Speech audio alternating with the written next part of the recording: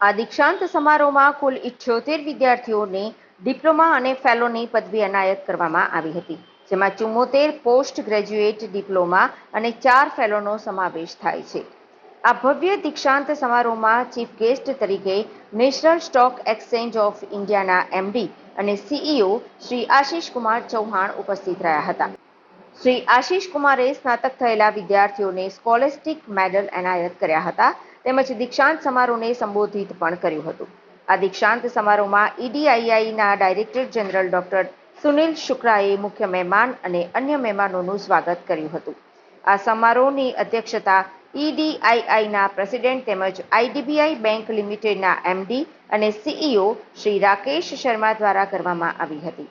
આ સમારોહમાં ઈડીઆઈઆઈના director general Shri doctor Sunil Shukla, ઈડીઆઈઆઈના બોર્ડના સભ્ય તેમજ સ્ટેટ બેંક ઓફ ઇન્ડિયાના ચીફ જનરલ મેનેજર એસએમઈ અને supply chain finance Shri Anindya Sundar Paul, Dalit Indian chamber of commerce and industry founder chairman Shri doctor Milind Kamble, federation of Indian micro small and medium enterprises FISMEના secretary general Shri Anil Bhardwaj તેમજ national skill development કોર્પોરેશનના chief executive ઓફિસરના adviser doctor OP Goyal ઉપસ્થિત રહ્યા હતા. આ પ્રસંગે chief guest Shri Ashish Kumar ચૌહાણે સ્નાતક થયેલા વિદ્યાર્થીઓને અભિનંદન પાઠવ્યા અને વર્તમાન સમયમાં તેમની રાહ જોઈ રહેલી અવિશ્વસનીય તકો વિશે માહિતગાર પણ કર્યા હતા. તેમણે વિદ્યાર્થીઓને આગળ વધવા માટે પ્રોત્સાહિત કરતા જણાવ્યું કે આજે ભારત દેશ 5મી સૌથી મોટી અર્થવ્યવસ્થા ધરાવે છે. એટલું જ નહીં, ભારત ચોથું સૌથી મોટું કેપિટલ માર્કેટ અને વૈશ્વિક સ્તરે ત્રીજું સૌથી મોટું સ્ટાર્ટઅપ હબ છે. ઉદ્યોગ સાહસિકતાની ભાવના ફક્ત બિઝનેસ શરૂ કરવા અને ફક્ત તેને ચલાવવાને લઈને નથી, પણ હવે એવી માનસિકતાની સાથે આગળ વધવાની છે જે પડકારોનું સ્વાગત કરે છે, સર્જનાત્મકતાને મૂલ્ય આપે છે અને સમાજ પર સકારાત્મક પ્રભાવ નાખવાનો એક પ્રયાસ કરે છે. મને વિશ્વાસ છે કે માનનીય વડાપ્રધાન નરેન્દ્રભાઈ મોદીજીનું વિઝન વિકસિત ભારતને હાંસલ કરવામાં ઉદ્યોગ સાહસિકતા ભારત માટે એક ઉત્પ્રેરકના રૂપમાં કામ કરશે. હું વિદ્યાર્થીઓને ઉદ્યોગ સાહસિકતામાં કારકિર્દી બનાવવા બદલ અભિનંદન આપું છું. આ સાથે તમામ સ્નાતકોને તેમના આવનારા ભવિષ્ય માટે ખૂબ ખૂબ શુભેચ્છા પણ પાઠવું છું. ચીફ ગેસ્ટે વિદ્યાર્થીઓને સર્વશ્રેષ્ઠની સાથે બેન્ચમાર્ક કરવાની તેમજ બદલાતા પ્રવાહો પ્રત્યે સંવેદનશીલ થવાની સલાહ આપીને સમાપન કર્યું હતું.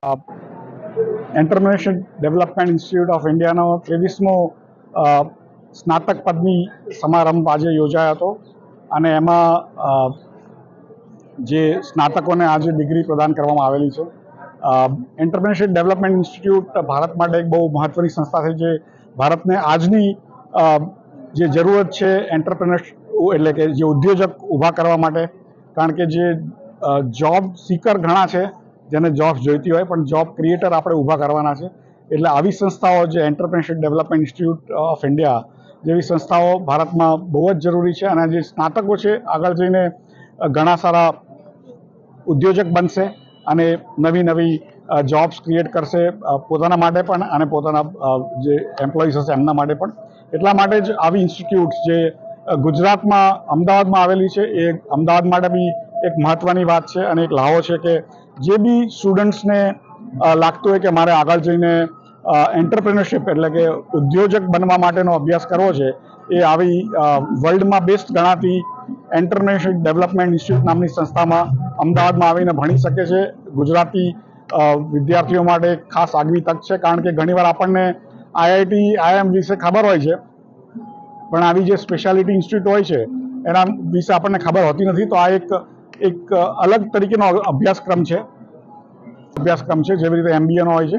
અને અહીંયા પદવી આપવામાં આવતી હોય છે. તમારો બિઝનેસ કેવી રીતે કરવો, કેવી રીતે એને આગળ ચલાવો, એના વિશે અહીંયા જે બેસ્ટ ફેકલ્ટી છે વર્લ્ડમાં, એ અહીંયા આવીને ભણાવતી હોય છે. જે બી તમે વિચારો કે સ્ટાર્ટઅપ્સનો કેમ અત્યારે વધારો થઈ રહ્યો છે, એનું કારણ એ છે કે ટેકનોલોજીનો જે ચેન્જ થઈ રહ્યો છે.